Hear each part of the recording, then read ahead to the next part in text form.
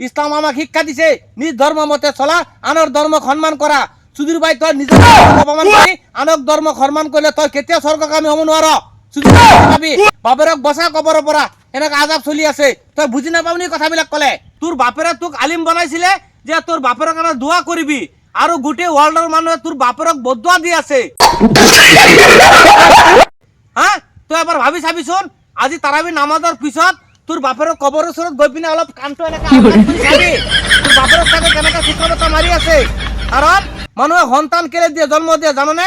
মৰাৰ পিছত যে মোক ভাল কাম কৰক, মোৰ সন্তানে মোৰ কাৰণে দোৱা কৰিব, আৰু তোৰ সন্তানৰ কাৰণে তই এজন নিষ্কৰ্মা সন্তান, মাক বাপেকৰ তই এটা নিষ্কৰ্মা সন্তান।